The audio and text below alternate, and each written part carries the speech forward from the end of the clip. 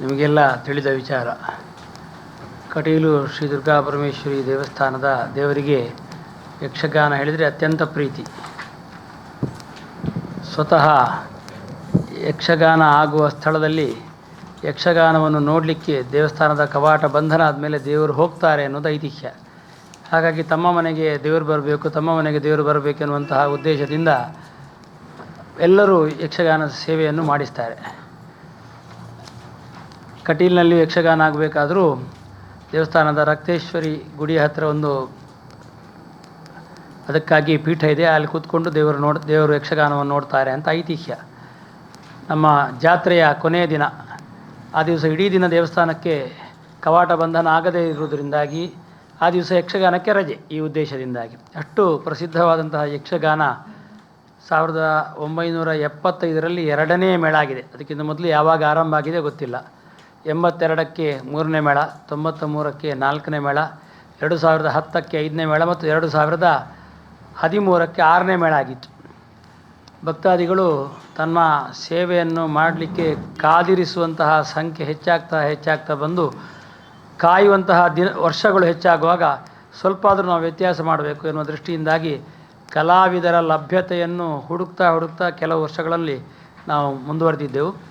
ಈ ವರ್ಷ ಅದಕ್ಕಾಗಿ ನಾವು ಮಸ್ತು ಪ್ರಯತ್ನಪಟ್ಟು ದೇವರಲ್ಲಿ ಪ್ರಶ್ನೆಯಲ್ಲಿ ಕೇಳಿದಾಗ ದೇವರ ಒಪ್ಪಿಗೆಯೂ ಬಂದ ಕಾರಣ ಈ ವರ್ಷ 7ನೇ ಮೇಳಕ್ಕೆ ಪಾದಾರ್ಪಣೆಯನ್ನು ಮಾಡುವುದು ಅಂತ ಸಂಕಲ್ಪಿಸಲಾಗಿದೆ.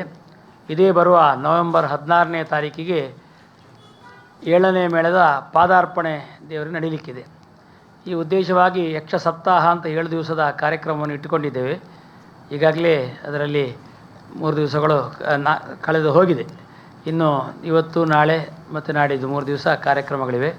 ಅದರಲ್ಲಿ ವಿಶೇಷವಾಗಿ ನಾಡಿದ್ದು ನವೆಂಬರ್ 15 ಶನಿವಾರ ದಿವಸ ದೇವಸ್ಥಾನದ ಈ ನಮ್ಮ ಯಕ್ಷಗಾನ ಮೇಳದ ಎಲ್ಲ ದೇವರು ಮತ್ತು ಬೆಳ್ಳಿ ಚಿನ್ನದ ಪರಿಕರಗಳು ಇದನ್ನೆಲ್ಲವನ್ನು ಪ್ರತ್ಯೇಕವಾದಂತಹ ಟ್ಯಾಬ್ಲೋದಲ್ಲಿರಿಸಿ ಎದುರಿನಲ್ಲಿ ಒಂದು ಕಟೀಲು ದೇವರ ಒಂದು ಫೋಟೋ ಇರತಕ್ಕಂತಹ ಒಂದು ಟ್ಯಾಬ್ಲೋವನ್ನು ಇರಿಸಿ ವೇದ ಘೋಷದೊಂದಿಗೆ ಅಲ್ಲಿಂದ ಬಜಪೆಯಿಂದ ಕಟೀಲಿನವರೆಗೆ ಮೆರವಣಿಗೆ ಬರಲಿಕ್ಕಿದೆ. ಈ ಸಂದರ್ಭದಲ್ಲಿ ಈ ಕಾರ್ಯಕ್ರಮವನ್ನು ಬಜಪೆ ಬಸ್ ಸ್ಟ್ಯಾಂಡ್ನಲ್ಲಿ ಕೇಂದ್ರದ ಮಂತ್ರಿಗಳಾದಂತಹ ಪ್ರಹ್ಲಾದ್ ಜೋಶಿಯವರು ಉದ್ಘಾಟನೆ ಮಾಡಲಿಕ್ಕಿದ್ದಾರೆ. ಮಾನವ ಹಕ್ಕು ಆಯೋಗದ ಅಧ್ಯಕ್ಷರಾದಂತಹ ಶಾಂಭಟ್ರಿದ್ದಾರೆ. ವಜ್ರದೇವಿ ಮಠದ ಸ್ವಾಮೀಜಿಯವರಾದಂತಹ ರಾಜಶೇಖರಾನಂದ ಸ್ವಾಮೀಜಿ, ಅದೇ ರೀತಿಯಾಗಿ ಶಾಸಕರಾದಂತಹ ಉಮಾನಾಥ ಕೊಟ್ಯಾನ್, ಮಾಜಿ ಶಾಸಕರು ಸಚಿವರಾದಂತಹ ಅಭಯ್ ಚಂದ್ರ ಜೈನ್, ಮಿಥುನ್ ರೈ, ಅದರೊಂದಿಗೆ ಕೃಷ್ಣ ಪಾಲೆಮಾರ್ ಇವರೆಲ್ಲ ಮುಂತಾದ ಗಣ್ಯರು ಇದ್ದುಕೊಂಡು ಅದನ್ನು ಉದ್ಘಾಟನೆ ಮಾಡಲಿಕ್ಕಿದ್ದಾರೆ. ಈ ಮೆರವಣಿಗೆಯಲ್ಲಿ ಬಹಳಷ್ಟು ಮಂದಿ ಪಾಲ್ಗೊಳ್ಳಲಿಕ್ಕಿದ್ದಾರೆ. ಸುಮಾರು 3,000 ಜನರಷ್ಟು ತಂಡ ಕುಣಿತ ಭಜನೆ ಮತ್ತು ಭಜನೆಯಲ್ಲಿ ತೊಡಗಿಸಿಕೊಳ್ತಾ ಇದ್ದಾರೆ. ಒಂದಷ್ಟು ಜನ ಪೂರ್ಣಕುಂಭದಲ್ಲಿ ತಮ್ಮನ್ನು ತೊಡಗಿಸಿಕೊಳ್ತಾ ಇದ್ದಾರೆ. ಅದೇ ರೀತಿಯಾಗಿ ದೋಲು, ಟಾಸೆ, ಆಮೇಲೆ ಒಂದು 3-4 ಸೆಟ್ ಚೆಂಡೆ, ಟಾಸೆಯಲ್ಲಿ ಒಂದು 3-4 ಸೆಟ್, ಒಂದು 3-4 ಸೆಟ್ ಬ್ಯಾಂಡ್, ಸ್ಯಾಕ್ಸಫೋನು, ಆಮೇಲೆ ಕೀಲ್ಕುದುರೆ, ಬೇತಾಳ, ಕೊಂಬು, ಅದರೊಟ್ಟಿಗೆ ವಾದ್ಯ, ಹೀಗೆ ಹಲವಾರು ಇನ್ನೂ ಕೆಲವಿದೆ.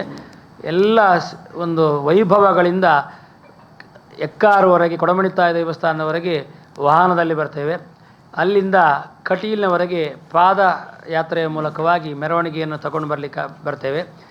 ಕಟೀಲಿನಲ್ಲಿ ಬಂದು ಆ ಎಲ್ಲ ಸುತ್ತುಗಳನ್ನು ದೇವರಿಗೆ ಅರ್ಪಿಸುವ ಮೂಲಕವಾಗಿ ಅದು ಕೊನೆಗೊಳ್ತದೆ. ಹಾಗೆ ಈ ಕಾರ್ಯಕ್ರಮಕ್ಕೆ ಸುಮಾರು 15ರಿಂದ 20,000 ಜನ ಸೇರುವಂತಹ ನಿರೀಕ್ಷೆಯನ್ನು ದೇವಸ್ಥಾನ ಇರಿಸಿಕೊಂಡಿದೆ. ಅದೇ ರೀತಿಯಾಗಿ 16ನೇ ತಾರೀಕು ಬೆಳಿಗ್ಗೆ 10:30 ಗಂಟೆಗೆ ಎಲ್ಲ ದೇವರ ಕಿರೀಟಕ್ಕೆ ಆವಾಹನೆ ಮಾಡಿ ವಿಶೇಷವಾಗಿ ಪೂಜೆ ಮಾಡಲಿಕ್ಕೆ ಇದೆ. ಅದೇ ದಿವಸ ಮಧ್ಯಾಹ್ನ 3 ಗಂಟೆಯ ಮೇಲೆ ತಾಳಮದ್ದಲೆ ಇಡುವುದು ಅಂತ ಅಲ್ಲಿಂದ ನಮ್ಮ ಗೆಜ್ಜೆ ಕಟ್ಟುವ ಪ್ರಕ್ರಿಯೆ ಆರಂಭ ಆಗ್ತದೆ.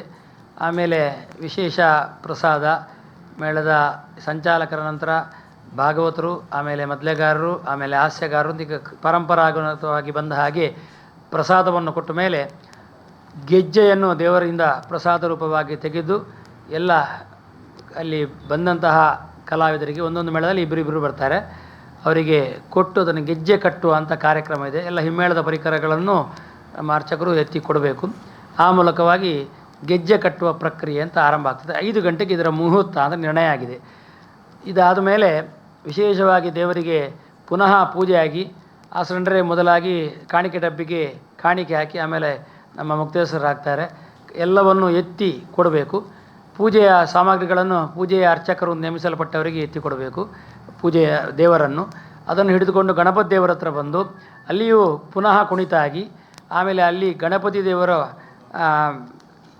ಇನ್ನು ಸ್ವಲ್ಪ ಈಚೆ ಬರುವಾಗ ಮೇಲೆ ಒಂದು ಗಣಪತಿ ಇದೆ. ಅದು ಹಿಂದೆ 1944ನೇ ಇಸ್ವಿಯಲ್ಲಿ ಮಿಥುನ ಮಾಸದ 2ನೇ ಶುಕ್ರವಾರ ಬಹಳ ದೊಡ್ಡ ನೆರೆ ಬಂದ ಸಂದರ್ಭದಲ್ಲಿ ಇಡೀ ದೇವಸ್ಥಾನ ಕುಚ್ಚಿ ಹೋಗಿತ್ತಂತೆ.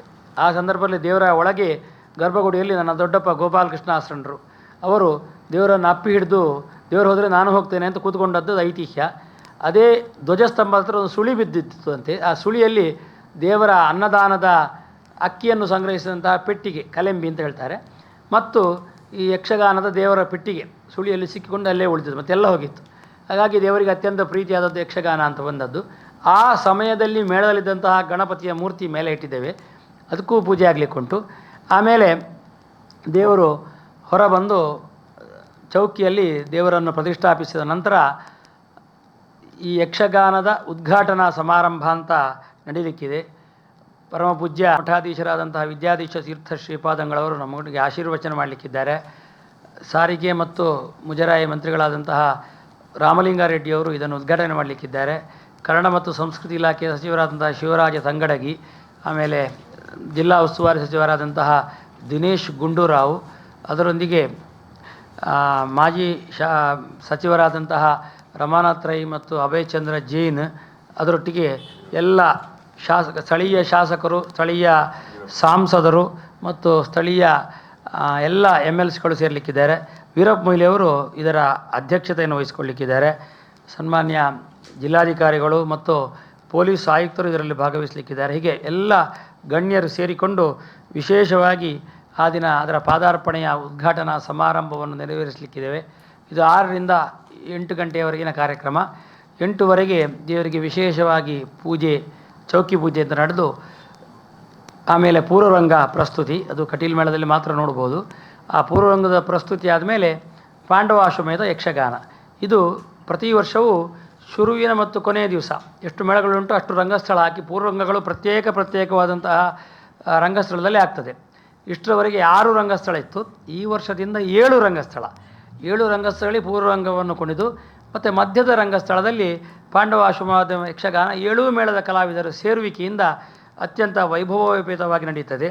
ತತ್ಪ್ರಯುಕ್ತ 14ನೇ ತಾರೀಕಿನಂದು ಬೆಳಿಗ್ಗೆ ಚಂಡಿಕಾ ಹೋಮ, ಆಮೇಲೆ 108 ಕಾಯಿ ಗಣಹೋಮ, ಅದರೊಂದಿಗೆ ಅಗ್ನಿತಾರಣ ಇತ್ಯಾದಿ ಕಾರ್ಯಕ್ರಮಗಳು ನಡೆಯಲಿಕ್ಕಿದೆ.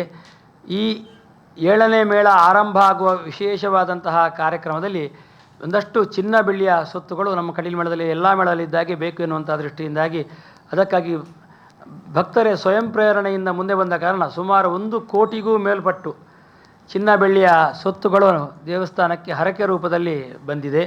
ಅದರೊಂದಿಗೆ ಎಲ್ಲ ಯಕ್ಷಗಾನ ಮೇಳದಲ್ಲಿ ದೇವಿ ಮಹಾತ್ಮೆ ಆಡತಕ್ಕಂತಹ ಎಲ್ಲ ವೇಷಭೂಷಣಗಳನ್ನು ಹೊಸದಾಗಿ ಈ ಸಲ ಮಾಡಿಸಲಾಗಿದೆ. ಅದೇ ಎಲ್ಲ ಕಿರೀಟಗಳನ್ನು 7 ಮೇಳಗಳಲ್ಲಿ ಹೊಸದಾಗಿ ಮಣಿ ಸಾಮಾನುಗಳನ್ನು ಮಾಡುವ ಮೂಲಕವಾಗಿ ಎಲ್ಲ ಮೇಳಗಳು ಸರಿಮಾನವಾಗಿ ಕಾಣುವಂತೆ, ಹೊಸ್ತು ಹಳೆತ್ತು ಅಂತ ಕಾಣದ ಹಾಗೆ ಚೆನ್ನಾಗಿ ಕಾಣುವಂತೆ ಎಲ್ಲ ವ್ಯವಸ್ಥೆಗೊಳಿಸಲಾಗಿದೆ. ಅದರಿಂದ ಈ ಕಾರ್ಯಕ್ರಮದಲ್ಲಿ ಎಲ್ಲರೂ ತಮ್ಮನ್ನು ತೊಡಗಿಸಿಕೊಳ್ಬೇಕು. ಯಾಕಂದರೆ ಕಟೀಲು ದೇವರು ಹೇಳಿದರೆ ಆಟ, ಊಟ, ಪಾಠ ಈ 3ಕ್ಕೆ ಪ್ರಸಿದ್ಧ ಅಂತ. ಆಟ ಹೇಳಿದರೆ ಯಕ್ಷಗಾನ, ಊಟ ಹೇಳಿದರೆ ಅನ್ನದಾನ, ಪಾಠ ಹೇಳಿದರೆ ನಮ್ಮಲ್ಲಿ 1ನೇ ತರಗತಿಯಿಂದ ಸಂಶೋಧನಾ ಕೇಂದ್ರವರೆಗೆ ಇರತಕ್ಕಂತಹ ವಿದ್ಯಾಸಂಸ್ಥೆಗಳು. ಈ 3ರಲ್ಲಿಯೂ ಅತ್ಯಂತ ಪ್ರಸಿದ್ಧವಾದದ್ದು ಕಟೀಲು ದೇವಸ್ಥಾನ. ಹಾಗಾಗಿ ಈ ಆಟದ ಒಂದು ಕಾರ್ಯಕ್ರಮಕ್ಕೆ ಎಲ್ಲರೂ ಬಂದು ವಿಶೇಷವಾಗಿ ದೇವರ ಸೇವೆಯನ್ನು ನೋಡಬೇಕು. ಕಟೀಲು ದೇವಸ್ಥಾನದ ವೈಶಿಷ್ಟ್ಯ ಹೇಳಿದರೆ ಆಟ ಆಡಿಸುವುದು ಹರಕೆ, ಆಟ ನೋಡುವುದು ಹರಕೆ. ಹಾಗಾಗಿ ಆಡಿಸ್ಲಿಕ್ಕೂ ಒಂದಷ್ಟು ಜನ ಬರ್ತಾರೆ, ಒಂದಷ್ಟು ಜನ ನಾನು ಇಷ್ಟು ಆಟ ನೋಡ್ತೇನೆ, ಇಷ್ಟು ದೇವಿ ಮಾತ್ಮೆ ನೋಡ್ತೇನೆ ಅಂತ ಹರಕೆ ಹೇಳುವವರು ಇದ್ದಾರೆ. ಹಾಗೆ ನಾಡಿನ ದಿವಸ ಬಂದು ದೇವರ ಹರಕೆಯನ್ನು ತೀರಿಸಿಕೊಳ್ಬೇಕು. ವಿಶೇಷವಾಗಿ ಮೆರವಣಿಗೆಗೂ ತಮ್ಮನ್ನು ತೊಡಗಿಸಿಕೊಳ್ಬೇಕು. ಕಟೀಲು ದೇವಸ್ಥಾನ ಹೇಳಿದರೆ ಅದು ಭಕ್ತರ ಸೊತ್ತು. ಹಾಗಾಗಿ ಭಕ್ತಾದಿಗಳು ಹೆಚ್ಚು ಬಂದಷ್ಟು ತಾಯಿಗೆ ಅತ್ಯಂತ ಸಂತೋಷ, ಆವಾಗ ಅವರ ಅನುಗ್ರಹವೂ ಹೆಚ್ಚು. ಹಾಗಾಗಿ ಎಲ್ಲ ಭಕ್ತರು ಬರಬೇಕು, ಬಂದು ಈ ಕಾರ್ಯಕ್ರಮವನ್ನು ಚೆಂದಗಾಣಿಸಿಕೊಡಬೇಕು. ಆ ಮೂಲಕವಾಗಿ ಈ ಕಾರ್ಯಕ್ರಮಕ್ಕೆ ಮೆರುಗನ್ನು ಕೊಡಬೇಕು ಅಂತ ಈ ಪತ್ರಿಕಾಗೋಷ್ಠಿಯ ಮೂಲಕವಾಗಿ ನಾನು ತಿಳಿಸಬಯಸ್ತೇನೆ.